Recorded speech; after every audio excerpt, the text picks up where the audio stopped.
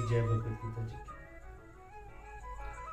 योग भ्रष्ट की गति का विषय समाप्त करके अब भगवान योगी की महिमा कहते हुए अर्जुन को योगी बनने के लिए आज्ञा देते हैं।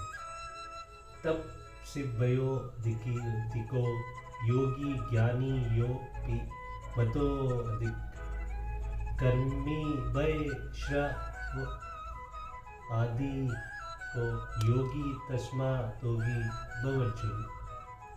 योगी तपस्वियों से श्रेष्ठ है, शास्त्र ज्ञानियों से भी श्रेष्ठ माना गया है और सकाम कर्म करने वालों से भी योगी श्रेष्ठ है।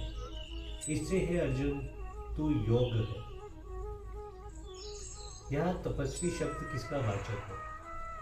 सकाम भाव से धर्म पालन के लिए इंद्रिय संयम पूर्वक क्रियाओं को या विषय भोगों का त्याग करके जो मन इंद्रिय और शरीर संबंधी समस्त कष्टों को सहन किया जाता है वही तप है और उसे करने वाले का यहाँ तपस्वी कहा गया है। यहाँ ज्ञानी का क्या अभिप्राय है?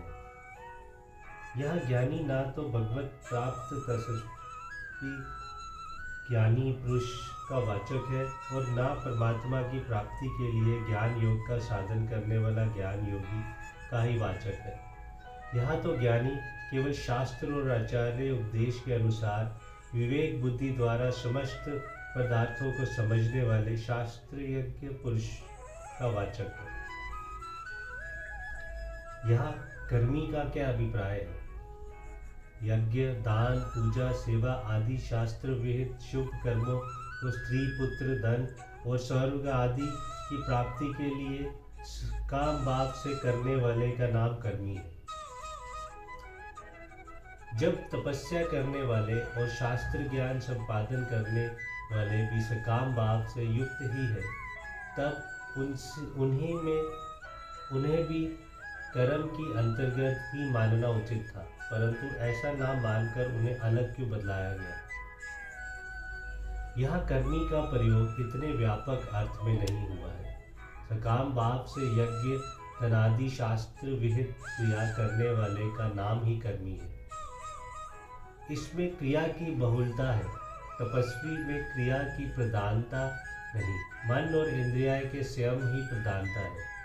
वो शास्त्र ज्ञानी में शास्त्रीय बौद्धिक आलोचना की प्रधानता है। भगवान ने इस विलक्षणता को ध्यान में रखकर ही कर्मी में तपस्वी और शास्त्र ज्ञानी का अंतर्भाव न करके उनका अलग अलग निर्देश किया है। इस श्लोक में योगी शब्द का क्या अभिप्राय है? ज्ञान योग, ध्यान योग, भक्ति योग और कर्म योग आदि किसी भी साधन से साधन की प्रकाष्ठ रूप समत योग को प्राप्त हुए पुरुष का नाम योगी है। ज्ञान योग और कर्म योग ये दो ही निष्ठा मानी गई है। फिर भक्ति योग ध्यान योग क्या इनके पृथक है? भक्ति योग कर्म योग के ही अंतर्गत है। जहाँ भक्ति प्रधान कर्म होता है वहाँ उसका नाम भक्ति योग है और जहाँ कर्म प्रधान है वहाँ उसे कर्म योग कहते हैं। ध्यान योग दोनों ही निष्ठाओं में सहायक साधन है। वह अभेद बुद्धि से किया जाने पर ज्ञान योग में और वेद बुद्धि से किया जाने पर कर्म योग में सहायक होता है। जय श्री कृष्ण जी की जय। भगवत गीता जी।